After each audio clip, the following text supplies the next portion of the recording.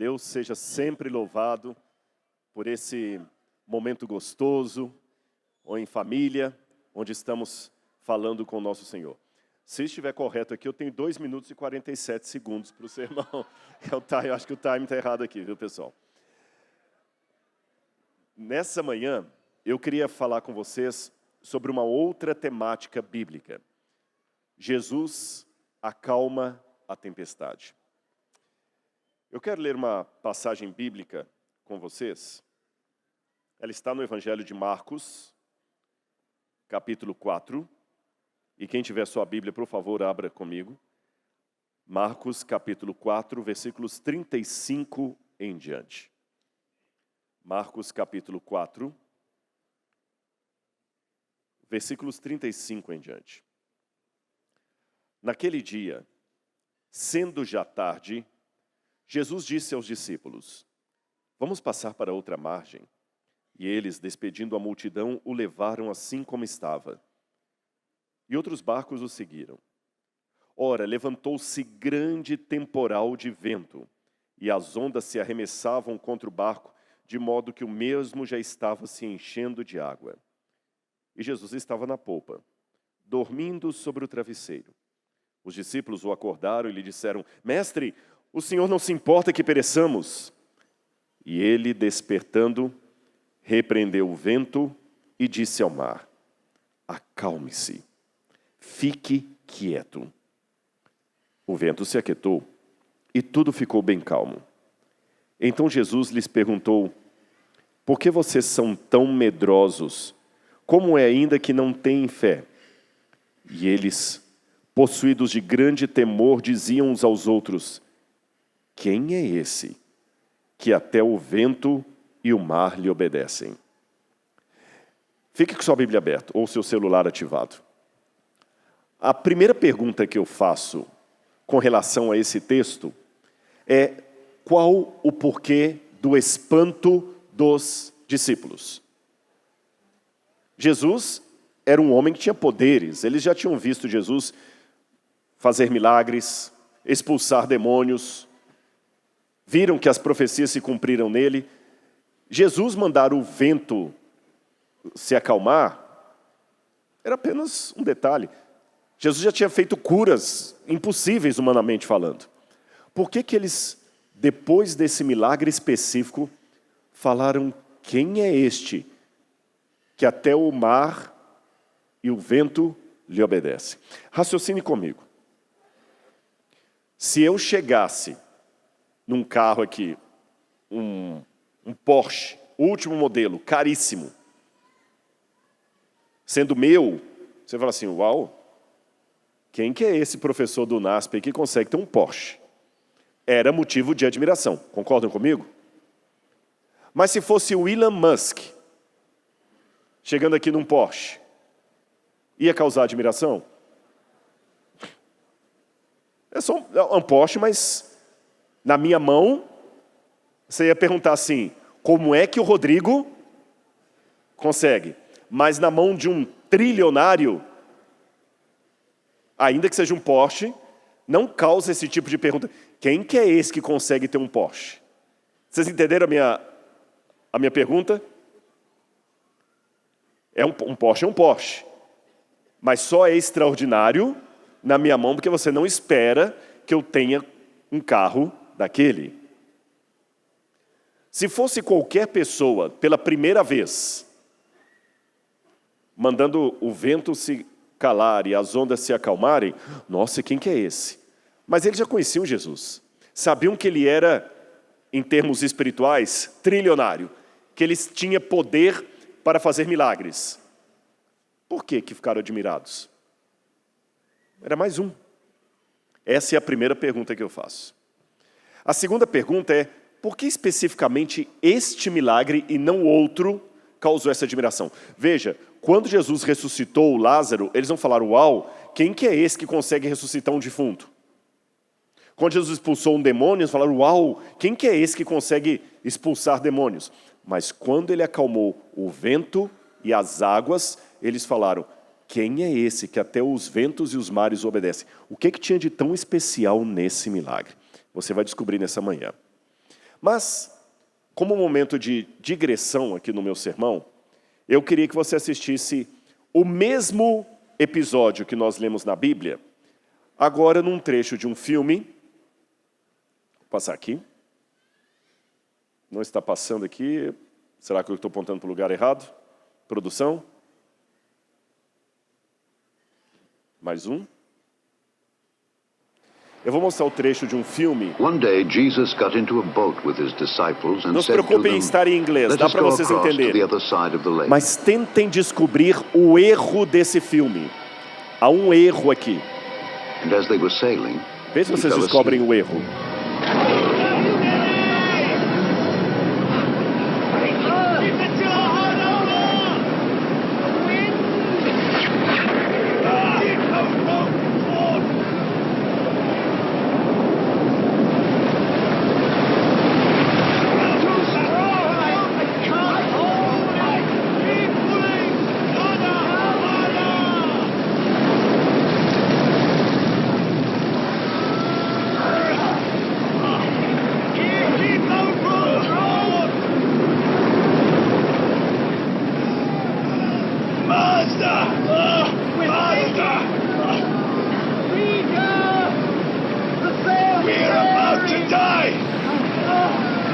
Waves are swamping us, we'll all drown! Help us, Master!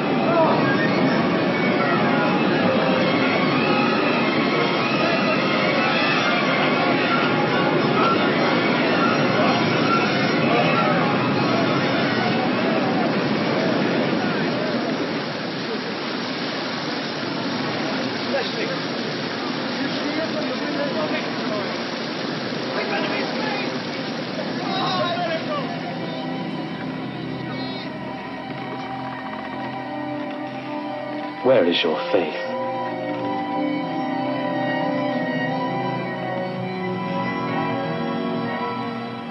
Há um erro no filme. Eu vou explicar para vocês o erro daqui a pouquinho. O Mar da Galileia, você tem um mapa aqui de como era a terra de Israel na época de Jesus. Você tem a Judeia embaixo, você tem a Samaria, você tem a Galileia. Do lado de cá fica Pérea, Decápolis. A Idumeia fica mais para baixo, não dá para ver aqui. E ali em cima você tem Sea of Galilee. Ali é o Mar da Galileia. O Rio Jordão, ele vem do Monte Hermon, da área de Bânias. Ele forma um pequeno lago, o Laico Roulé. Depois ele vai descendo, forma o Mar da Galileia, que apesar do nome Mar da Galileia, não é um mar. É uma lagoa de água doce. Esse nome Mar da Galileia tem outros apelidos também. Ele é chamado de Mar de Genezaré. E é chamado também de Mar de Tiberíades. Por que Mar de Tiberíades? É porque tinha a cidade de Tibérias, que ficava ali perto. Então eles pensam que, por ser a cidade de Tibérias, é como, por exemplo, é como se o rio Guaíba também se chamasse Rio de Porto Alegre. Nós não temos esse costume aqui, mas eles dão vários nomes para o mesmo acidente geográfico. Então, se fosse da cultura bíblica, o Guaíba podia ser chamado de Rio Guaíba ou Rio de Porto Alegre. E ele também, olha, bom colocar, e tem a cidade de Guaíba, por isso tem o nome de Rio de Guaíba. Como lá tem a região da Galileia, Mar da Galileia. E como a cidade que ficava próxima ali, mais importante, era Tibérias, Lago de Tiberíades, ou Mar de Tibérias. Tudo bem? E Genezaré? Por que ele também é chamado de Mar de Genezaré? Tem duas hipóteses. Ou porque talvez tinha uma outra cidade chamada Genezaré. Então você vê que, havendo várias cidades, ele tem vários nomes ali. Por exemplo, o jardim que Deus plantou fica na região do Éden. E ele é chamado de Jardim do Éden. O monte onde Deus deu os 10 mandamentos, fica na região do Sinai. Então ele é chamado Monte Sinai, mas ele também é chamado Monte Horebe. O Monte Pisga também é chamado de Monte Nebo, porque fica na região do Nebo. Entenderam essa questão? Então, na verdade, eu estou falando de um mar. E por que ele tinha de um lago? E por que ele tinha o nome de Genezaré? Talvez venha do hebraico Kinneret, que significa harpa. E alguns acham que ele parece uma harpa mesmo. Não sei, pode ser. O fato é que o milagre do vento que Jesus acalmou aconteceu ali. Mas eu falei que o filme tinha um erro, né? E qual o erro? Vocês conseguem... Ele não falou? Não, porque ele fala assim, então a hora que ele fala é que não dá, ele dá uma... E isso varia de evangelho para evangelho. A chuva. Vamos voltar para o texto bíblico. Já acertou quem falou a chuva. Mateus capítulo 4, versículo 37 diz: levantou-se grande temporal de vento. Não era temporal de chuva. Não era chuva. Eu vou mostrar para vocês agora, em termos geográficos, o que é tudo isso. Israel, a parte bíblica de Jesus, é um corredor. Como esse aqui, olha. Você tem uma cadeia montanhosa de um lado e uma cadeia montanhosa de outro lado. Vocês estão vendo aqui, ó? Onde está ali, por exemplo, o número 15, é o corredor que vai fazer o Rio Jordão. Então ele vem, no 37 ele forma o Mar da Galileia, depois o Rio Jordão sai do Mar da Galileia, continua descendo aqui pelo corredor 21, 22, 18, e ele cai aqui formando o Mar Morto. Aqui é deserto. Então um corredor com montanhas de um lado, montanhas do outro. E vocês estão vendo ali o número 20? Ali tem um vale também, ali é a região da Samaria. E ali fica o vale também, onde fica a cidade de Meguido. É essa região ali. Então, ali você tem um corredor e outro corredor. O que acontece? Quando o vento vem de maneira muito forte do norte, pelo número 15, ou do lado do mar Mediterrâneo, pelo número 20, conseguem ver o número 20 ali? O corredor passa, o vento passa pelo corredor e pega velocidade. E ele sopra em cima do mar da Galileia. Então ele vem aqui pela região de Hatim, e ele sopra, que ele fica preso, ele sopra no mar da Galileia e faz um tipo de redemoinho, e as ondas ficam bem elevadas. Eu vou mostrar para vocês um vídeo que foi gravado anteontem em Israel. Anteontem em Israel, deu uma ventania tremenda lá. Olha o vento no mar da Galileia. Isso foi anteontem. Um amigo meu, Isaac Levi, mandou para a gente. A Laura falou, olha, o Rodrigo vai pregar sobre isso. Você filmou alguma coisa? Um amigo filmou. Olha a ventania. É esse fenômeno, aconteceu anteontem. E pode jogar o próximo agora? Eu vou mostrar uma animação para vocês verem como é que esse fenômeno como é que fala? Climático ali. Aqui você tem o Mar da Galileia, vem pelo Vale do Ritim, como eu falei com vocês. Olha as montanhas em volta. Então o vento passa pelo Vale do Ritim e ele sopra sobre o Mar da Galileia. Uma outra visão também, é uma outra animação essa, ok? Estamos passando ali, olha, pelo corredor. Ali está o Mar da Galileia lá na frente. E daqui a pouquinho vocês vão ver como as ondas ficam altas, realmente. Há ondas, inclusive, que arrancam asfalto na cidade de Tibérias. Esse aqui é o corredor do Ritim. Quando você vem de Nazaré para o Mar da Galileia, você passa por aqui. Jesus passou por aqui. Ali embaixo está a cidade de Magdala. E olha o vento. Pode tirar o som. Olha como as ondas ficam realmente elevadas. E normalmente, quando tem essa tempestade de vento, não cai uma gota d'água do céu. É só vento mesmo. Mas olha as ondas como é que ficam agitadas. E um barco para 15 homens ali aproximadamente, entre 10 a 15 homens, realmente ele fica perigoso. Esse sujeito arriscou. Que eles estavam até preocupados, que eles estavam no meio do Mar da Galileia, começou uma tempestade de vento. Olha como é que a água entra dentro do barco. E depois acalma tudo. Foi isso que aconteceu enquanto Jesus estava ali. Mas o curioso é que o vento e as águas se acalmaram imediatamente quando Jesus ordenou. Então não é só uma coincidência. Todo mundo entendeu o erro do filme? Entenderam o fenômeno climático. Agora falta responder as duas perguntas que eu fiz inicialmente. Por que que os discípulos se espantaram, sendo que Jesus já tinha feito outros milagres? Por que que o pessoal ficou espantado em ver o trilionário de Porsche, sendo que ele é trilionário, não tem por que espantar?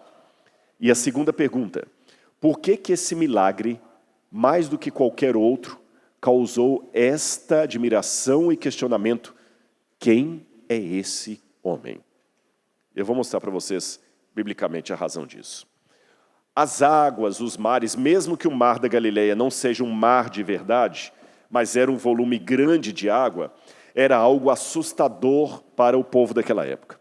Se você olhar as mitologias gregas, por exemplo, a Ilíada de Homero, quando fala dos argonautas, quando fala das batalhas marítimas, os mares sempre eram tidos como lugares caóticos.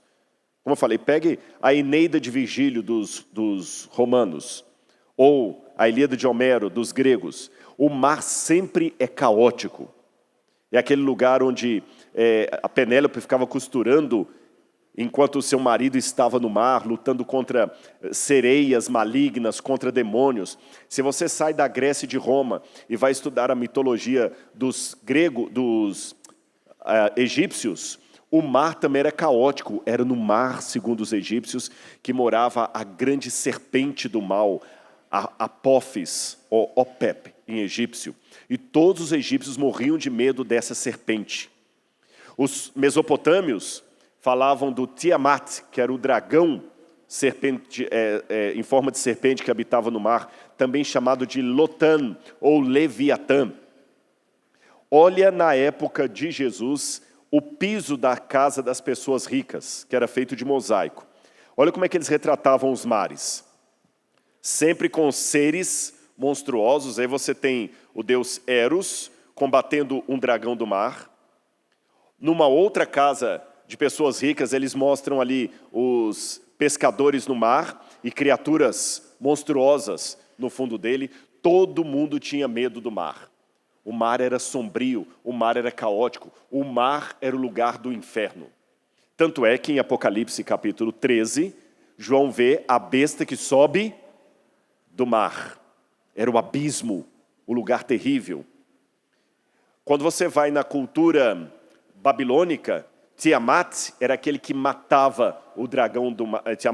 Marduk era aquele que matava o Tiamat, o dragão do mar. Então eu já mostrei para vocês que eles sempre viam os sumerianos, o mar como sendo o Apsu, um lugar caótico. Os egípcios também, a Duat, que era o lugar caótico. Agora, Israel não copiou esses mitos. Ele representou até o contrário, uma ruptura com essa visão politeísta comum. Mas a Bíblia dialogava com aquela cultura. Não a copiava, não plagiava, mas dialogava com ela. E quando a gente vai olhar na Bíblia, por exemplo, no Salmo 74, vai falar também sobre o dragão do mar que Deus destrói. Isaías também fala disso. Mas não são essas passagens que me interessam por enquanto. Já falei com vocês do medo dos mares que as pessoas tinham. Apocalipse 21:1, uma das promessas de Deus a João é: vi novo céu e nova terra, porque o primeiro céu e a primeira terra passaram e o mar já não existe. Aí quem gosta de mar fala, poxa, não vai ter praia no céu. Olha a linguagem bíblica, o mar já não existe, porque o mar era a representação de tudo que era caótico. Não precisa ir longe. Na nossa cultura, inferno é o lugar do diabo. Mas, no hebraico, inferno é sepultura. Estão vendo como é que o conceito muda de cultura para cultura, de língua para língua? Agora, olha que interessante. Quando eu pego na Bíblia o que significam os símbolos do mar e do vento, eu descubro algo muito interessante que eu quero partilhar com vocês e que vai ajudar vocês a entenderem por que que os discípulos se admiraram tanto quando Jesus ordenou que o vento e o mar se acalmassem.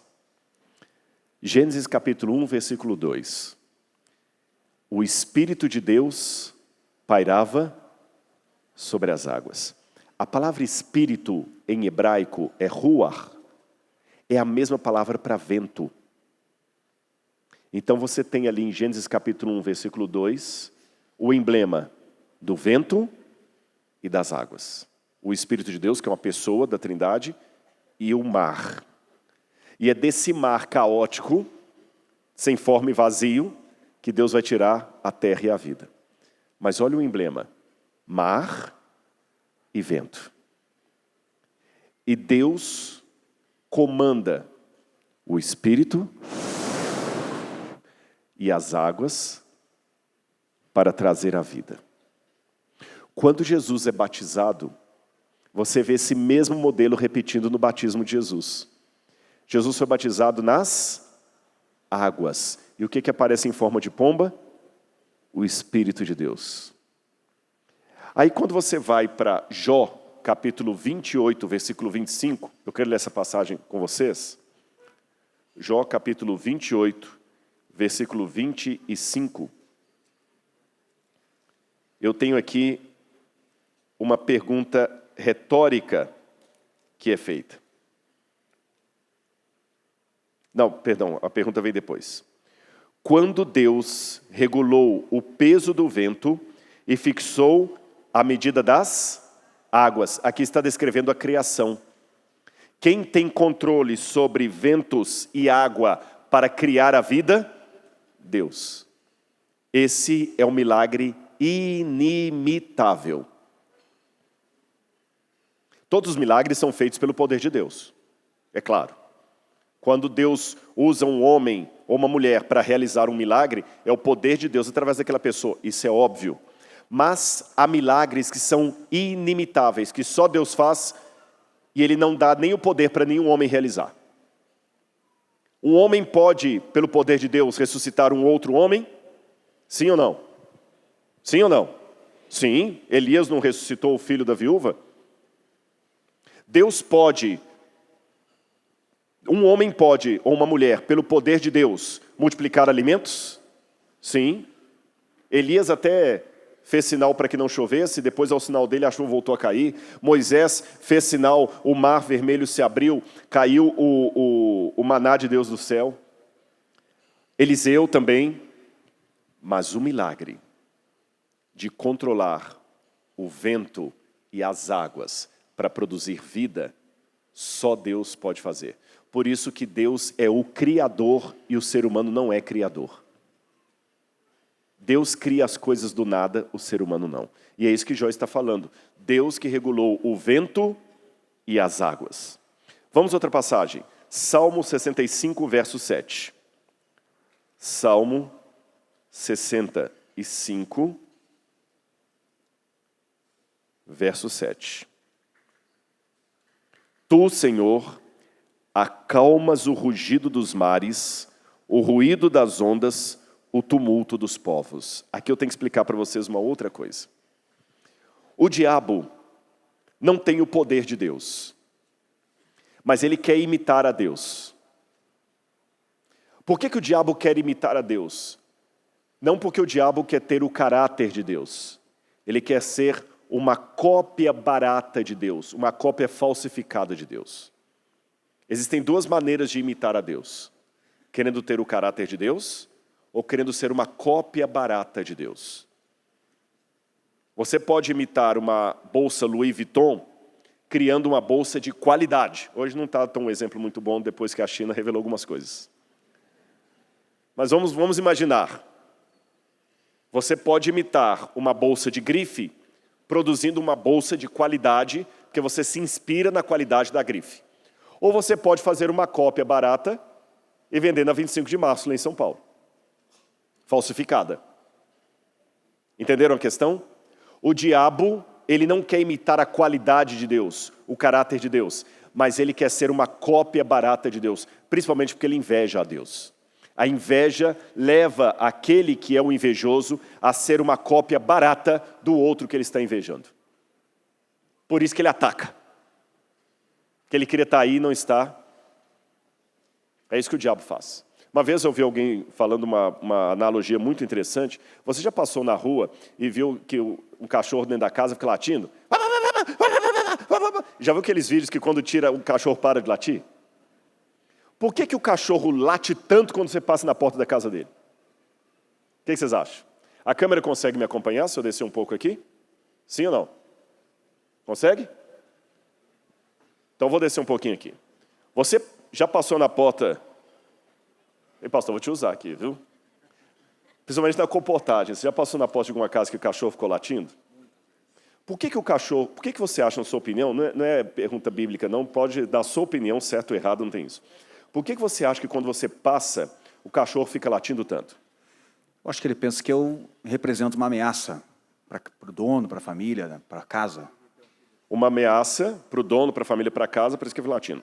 Ok, vou segurar a sua resposta. Alguém tem uma outra opinião? O que você acha? Ele está chamando atenção, está querendo atenção.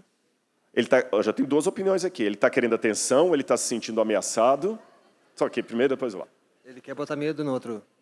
Ele quer botar medo no outro. Aqui? Pelo cheiro. Pelo cheiro. Estou vendo várias opiniões. Quem mais? Mais duas, então. Vamos lá, vamos ver. Por que quando você passa na porta de uma casa, eu vou aqui e termino com você, tá bom? Por que o cachorro fica latindo? Porque eu tenho a liberdade que ele não tem? Bingo. Dispenso a outra resposta, porque a dele aqui é porque você vai onde ele não está podendo ir. Por isso que ele late para você. Embora eu não queira desprezar as outras respostas, o que faz o cachorro latir não é o cheiro, não é necessariamente a proteção. Você não está entrando no terreno dele, você está passando na rua, é porque você está indo onde ele não pode ir. É por isso que o diabo late tanto quando você passa na rua. Lata cheia não faz barulho, o que faz barulho é lata vazia. Vida cheia do Espírito Santo também não faz barulho. Não precisa. Você vai onde ele não pode ir. Então o diabo é assim que ele faz com Deus. Como Deus vai onde ele não pode ir, ele fica latindo, chamando a atenção para si, pelo cheiro, por tudo, mas também porque você, junto com Deus, está onde o diabo não pode estar. Aí ele pega, e na inveja, ele não só late, mas ele tenta ser uma cópia barata daquele que ele gostaria de ser e não é. Uma cópia barata. E na cópia barata, o diabo também tenta manipular as águas e os ventos. Mas sabe o que são os ventos e as águas na mão de Deus? Criação, Gênesis 1, verso 2. Sabe o que são os ventos e as águas na mão do diabo? Tumulto dos povos. Tanto é que quem estuda profecia sabe que na profecia águas representam povos e vento representa guerra.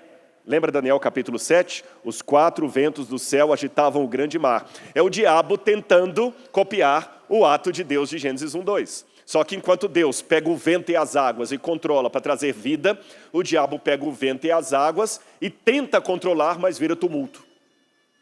Por isso que aqui no livro de Salmos, que a gente lê, fala assim, né? Tu acalmas o rugido dos mares, o ruído das ondas, o tumulto dos povos.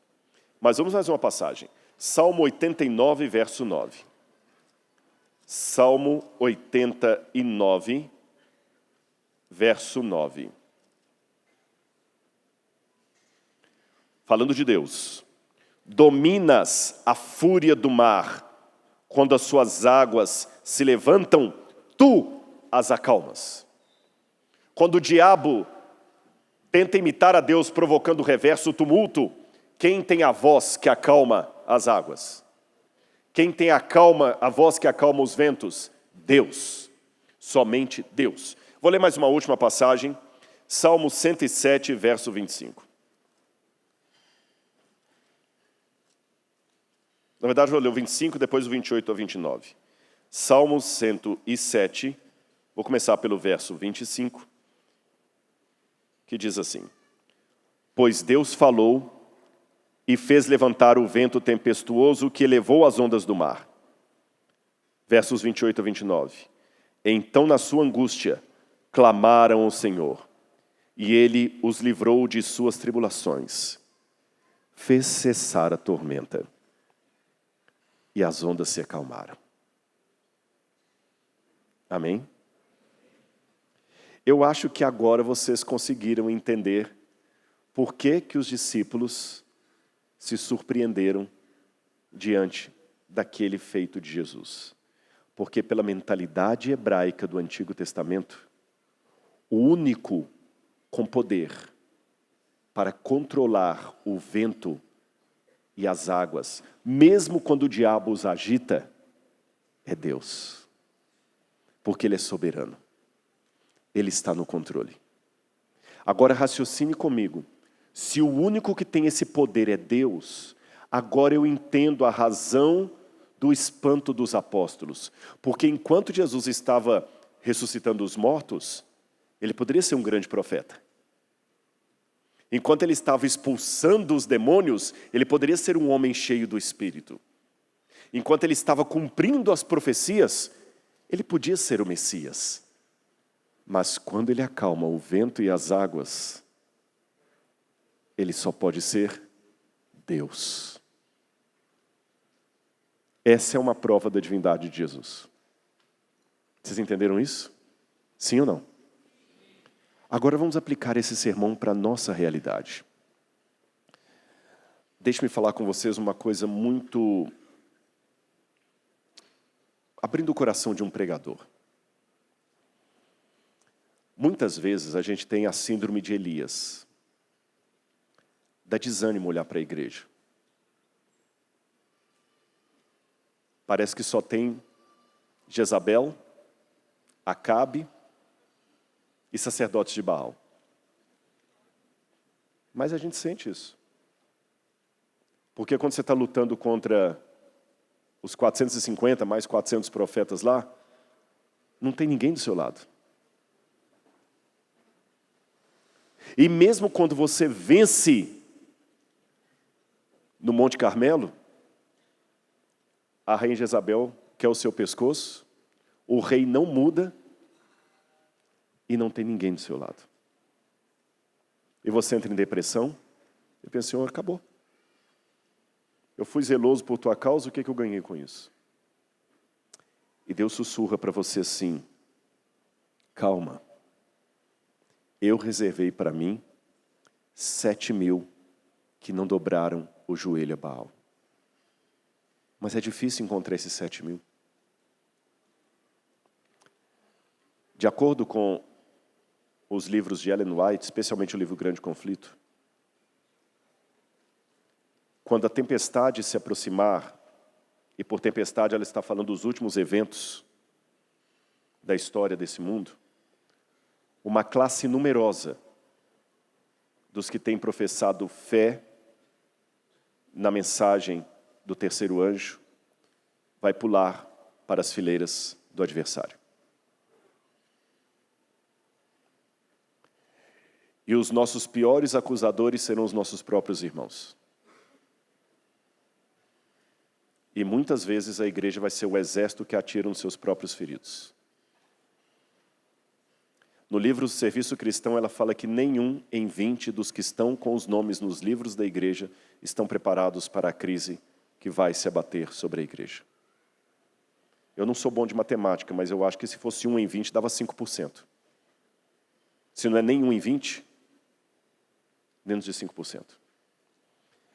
Ela teve visões que ela descreve tremendas. Mas de todas as visões que Ellen White teve, a que mais mexeu com ela foi quando ela viu o diabo como ele é e quando ela viu a última crise, que ela chama de ômega, do povo de Deus. Ela fala, quando eu vi, eu tremi por nosso povo. A igreja vai estar prestes a cair, mas não cairá. Mas prestes é preste. Você sabe que a montanha-russa é segura. Mesmo assim, quando você está lá no pico e começa a descer, a vontade é parar o carrinho e o medo vem, não vem? Mesmo sabendo que ela não cairá, abismo dá mesmo. E a pergunta que o pregador faz é, Senhor, que essa será a angústia do povo de Deus depois do fechamento da porta da graça. Será que eu estou fazendo o correto? Será que eu estou levando os jovens ao arrependimento? Eu louvo a Jesus, porque muitos de vocês, sem saber, pregam para mim. Quando alguém chega e fala assim, olha, eu me converti ouvindo você, eu não levo para mim exaltação própria, mas eu glorifico a Deus e posso falar que, como Paulo, vocês são a minha carta de apresentação. Mas eu confesso que às vezes parece que está tudo perdido. Mas você pode fazer parte dos 7.000 que não dobraram o joelho a Baal. Eu não sei por que eles estão quietinhos ainda, calados, talvez com medo, não estão preparados ainda, mas Deus reservou. E eu agradeço, porque Deus prega para mim através do testemunho de vocês. Eu ouço muitas histórias. Esses dias eu ouvi uma que me deixou muito triste. De um casal muito querido, que voltou para o Brasil, e eles estavam passando por um momento muito triste da vida deles. E foram a uma igreja vários e vários dias e ninguém deu nem um bom dia para eles lá. Voltaram de cidade, foram para outra igreja adventista. Ninguém cumprimentou. Ela passou um dia na porta de uma outra igreja. E estava tendo uma reunião de oração. E ela entrou para chorar, desabafar os problemas dela. Eles a acolheram, oraram com ela, pegaram o telefone dela, no outro dia ofereceram ajuda, oração, visita. Ela falou, eu ainda sou adventista, mas hoje eu frequento essa outra igreja.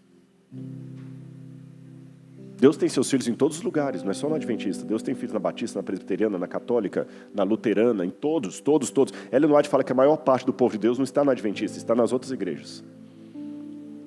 Mas que pena, né? Uma vez um homem estava fazendo uma maratona correndo nos Estados Unidos, ele até virou modelo para o filme Forrest Gump. E quando perguntaram para ele, o que é que mais te cansou na maratona? Foi o sol quente? Ele falou, não, foi a falta de um bom dia. É triste. E quando eu ouço histórias como essa se multiplicando, eu falo, Senhor, cadê o amor? Cadê o amor?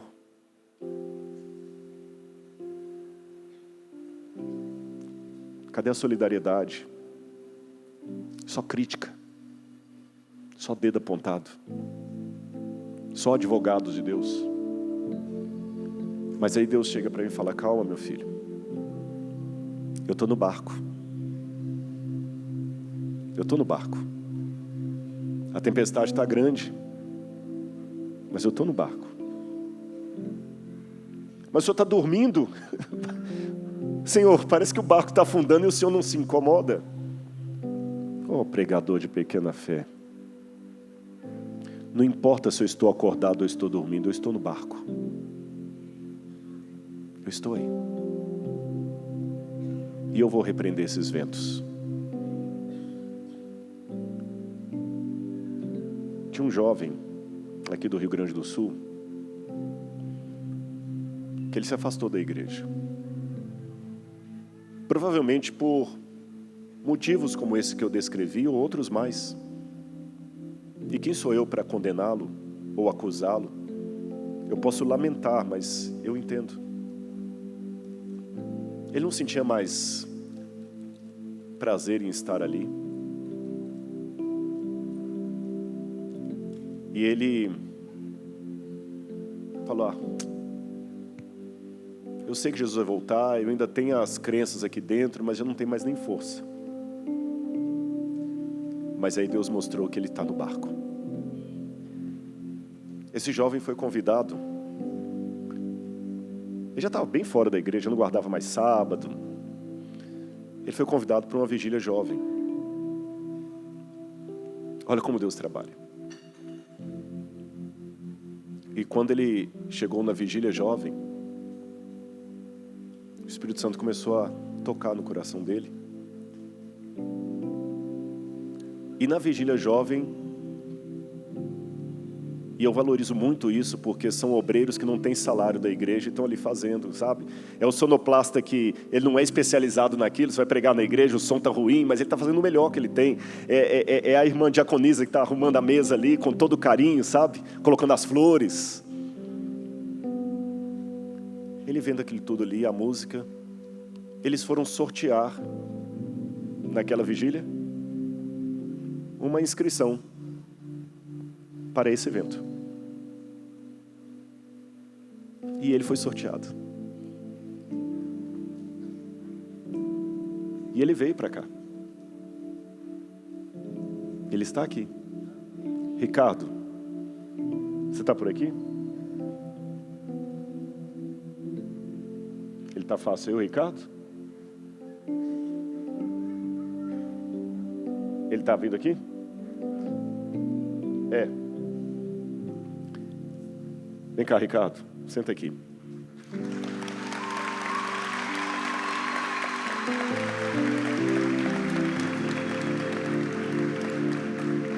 Você sabe que Ricardo significa aquele que é rico, né? É saxão, já que tem um monte de descendente de alemão aqui, vem do saxônico. Por isso fala Richard, rich, rico. Você foi para aquela vigília lá, qual que era a igreja mesmo que te convidou? A Igreja Adventista Três Passos. De Três Passos. Tinha muita gente na vigília jovem lá ou pouca gente? Umas 40 pessoas, eu acho. 40 pessoas. E sortearam para você vir aqui, né? E o Ricardo veio. E essa igreja me mostra que Deus tem os 7.000 que não dobraram o joelho a Baal. Como é que você foi para lá? Alguém te convidou? Foi um... O pessoal... Se tiver... Usa isso aqui. O pessoal da igreja convidou, né? Eu estou no grupo do distrito dos jovens e eles mandaram o convite e eu fui. E você surpreendeu quando seu nome foi sorteado para vir aqui? Na verdade, quando foi feito, né, o sorteio, colocado os nomes, ainda eu brinquei com os guris, eu vou botar meu nome que eu vou ganhar. A vaga. Como é que eu fico ateu depois disso, né? O Espírito Santo caiu naquela igreja. E ele veio. E ontem, de manhã, quando houve o apelo, o Ricardo aceitou o apelo para entregar o coração dele a Jesus e ser batizado. Mas tem que resolver um problema. O Brasil está numa crise financeira tremenda, né? Vocês sabem disso. E o Ricardo trabalha no sábado. Mas Jesus chamou. Deus vai honrar, né? O que você fez, Ricardo, quando você tomou sua decisão e tinha o problema do seu emprego? O que você fez? Eu mandei mensagem para o meu patrão e eu coloquei essa questão para ele, né? Se ele poderia me liberar do sábado ou não. Caso ele não pudesse me liberar do sábado, ele poderia me dar a conta.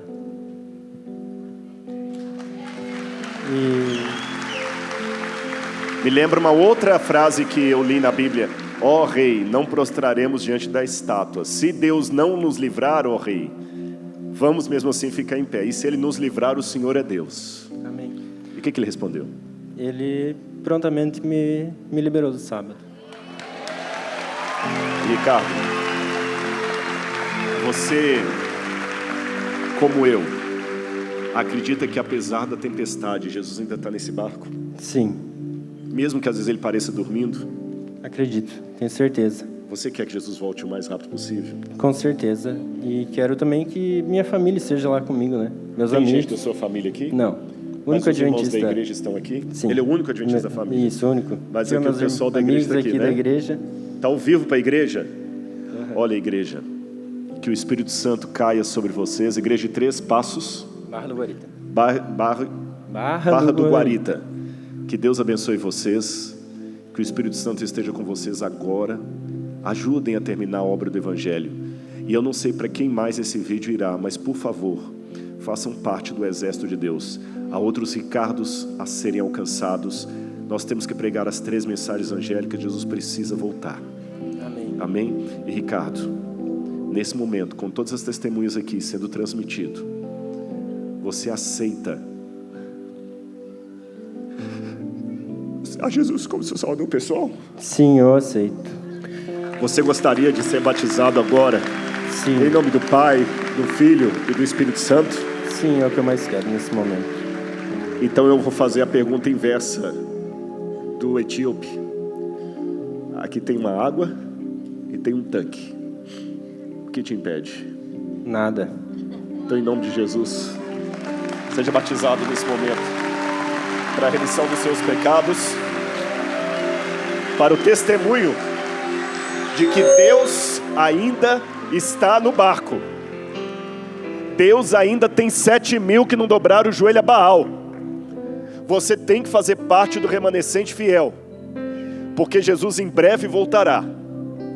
E para a honra e glória do nosso Deus, nós vamos pregar a volta de Jesus até que Ele venha, em glória e majestade. E que histórias como a do Ricardo se avolumem cada vez mais. O diabo vai agitar o vento, ele vai agitar as ondas, ele vai agitar o tumulto, ele vai trazer a guerra, a confusão. Mas Deus vai falar: aquieta-te. E dessa confusão, dessa mistura de vento e água, Deus vai trazer a vida. Agora, Agostinho de Hipona, teólogo católico, dizia o seguinte acerca do batismo: tire o espírito, e o que é água senão água?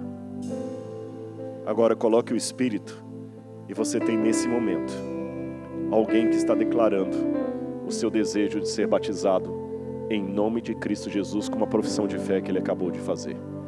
Que Deus esteja com você agora, meu irmão, e quer você ande pela tempestade, no vale da sombra da morte, você e Jesus serão sempre a maioria absoluta e esmagadora. Que você seja batizado agora para a remissão dos seus pecados, como Jesus foi. Ricardo, naquela noite, o Leandro fez o sorteio e ele entregou para mim o papel dizendo: eu não sei ler esse nome. E eu me lembro direitinho que eu tive que pegar o microfone e dizer: Zembruski, seja bem-vindo ao Campuri. Deus deu esse Campuri para ti, pela graça do Senhor. Senhor, diante da tua presença está o Ricardo, teu filho. E agora, Pai querido, ouvindo a voz do Senhor, o Ricardo está entregando o coração e a vida nas tuas mãos, para que os pecados do Ricardo sejam perdoados, para que o nome do Ricardo seja escrito no livro da vida, como ministro do Evangelho. Eu batizo em nome do Pai, do Filho e do Espírito Santo, e todos nós juntos dizemos: amém. Glória a Deus. Palmas. Glória a Deus.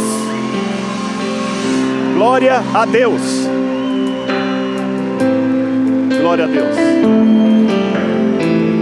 Mas eu não terminei ainda. Eu quero que o Daniel cante, porque o apelo de agora é diferente do apelo de ontem. O apelo que eu quero fazer agora é para você sair da sua zona de conforto. Você que está na mesmice da fé, sabe? Passando dia após dia, culto após culto, de maneira rotineira, e fala: Senhor, eu sou fraco, eu tenho meus defeitos, meus pecados que eu luto contra eles, o Senhor sabe, eu sou jovem, eu já sou velho demais, eu errei muito, mas Pai, usa-me para levar pelo menos um Ricardo para o teu altar, Pai. Usa-me para levar qualquer pessoa, a minha família, os seus filhos. Em nome de Jesus, eu quero você aqui. Você que precisa sair da sua zona de conforto. Que Deus abençoe você mais uma vez, Daniel.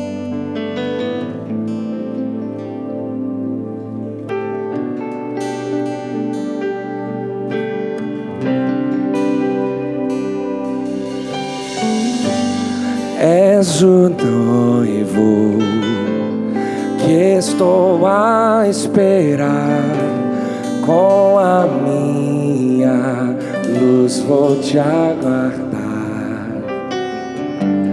És semeador que está a semear, que teu fruto venha em mim brotar. Tu és tudo. Cante com a alma, cante com o coração. Fala com Deus que Ele é tudo para você. E que você quer ser um missionário, uma missionária nas mãos do Pai. Ele pode usar você a despeito de você mesmo. Jesus não termina a obra com a sua igreja, é apesar da igreja, dando a ela o privilégio de participar da salvação de pessoas.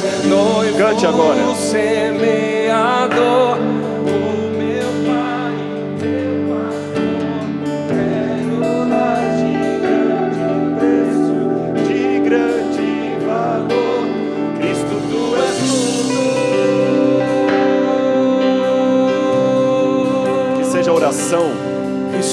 essa música em sua vida, uma oração. Ele é tudo. És o Pai que vem pra me abraçar quando volto para o meu lar. És o bom pastor que vai me encontrar se o caminho não sei mais achar. Tu és tudo para mim.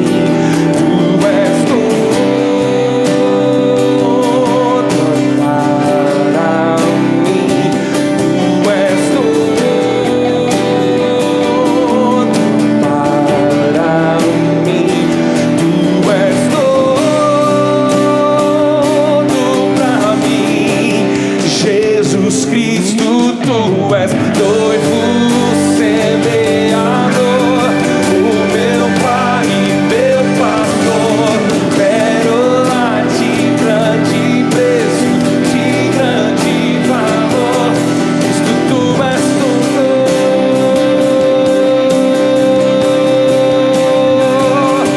Cristo, tu és tudo. Continua declarando mais. Jesus Cristo, tu és noivo semeador, o meu Pai e meu pastor, pérola de grande preço.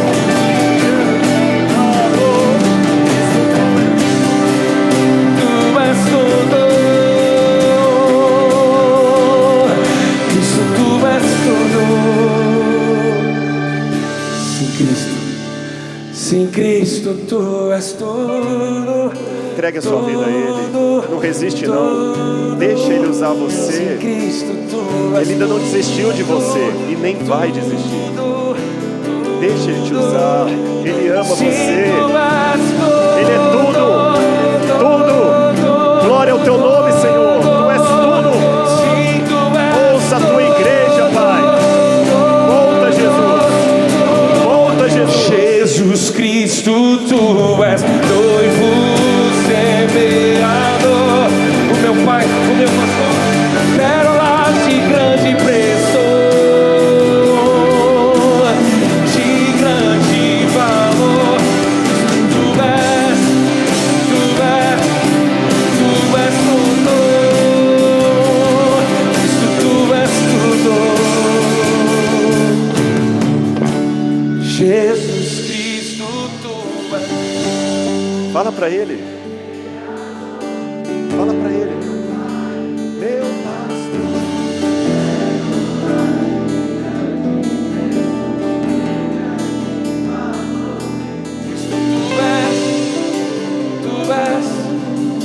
Tu és tudo. Cristo, tu és tudo. Fala para Ele. Sim, Cristo, tu és tudo. Tudo, tudo, tudo, tudo. Tudo. Sim, Cristo, tu és tudo. Tudo. Fala forte. Tudo. Sim, tu és tudo. Glória a Deus agora. Sim, tu Tu és és tudo. tudo. Fala com Ele agora no seu coração. Cristo, tu és tudo. Oh Cristo, tu és o nosso Salvador. Cristo, o Senhor nos criou lá no Éden. Através de Adão e Eva, o Senhor já desenhou tudo o que desejou para nós. Nos tempos imemoráveis da eternidade, o Senhor desejou a nossa existência. Lá no Gênesis, o Espírito de Deus, o Ruach Adonai, o sopro, pairou sobre as águas. E daquilo que parecia um mar caótico, sem forma e vazio, surgiu a vida. E o Senhor olhou tudo e disse que era muito bom. E viu que tudo era muito bom. Mas, Pai, veio o pecado e nos arrebatou de Ti. Mas, por favor, Deus, restaura-nos por Tua graça. Volta a olhar para nós e dizer que tudo é muito bom. E que ainda que nesse mundo haja tempestades e ventos diferentes do espírito e das águas do Gênesis, ventos de conflitos, de tumulto, que o Senhor possa agora falar ao nosso coração: vai voltar a ficar tudo muito bom. Ajuda-nos, Pai, abraça-nos nesse momento, porque precisamos de Ti. Esses jovens precisam de Ti, Senhor. Conduza-os com Teu Espírito. Coloca os Teus anjos no lugar deles. Que outros Ricardos possam vir e que outros irmãos possam acolhê-los em Ti. O Senhor não precisa de nós para terminar essa obra. O Senhor quase faz o trabalho a despeito dos nossos problemas e defeitos. Mas o Senhor quis contar conosco, Pai. Obrigado pelo privilégio. Aqui estamos. Nós Te amamos, Senhor. De um jeito humano, torto, falho, mas a gente Te ama, Pai. Usa-nos para a Tua honra e Tua glória. Cristo, Tu és tudo. Obrigado, Jesus, por Tua graça. Amém. Que Deus abençoe vocês.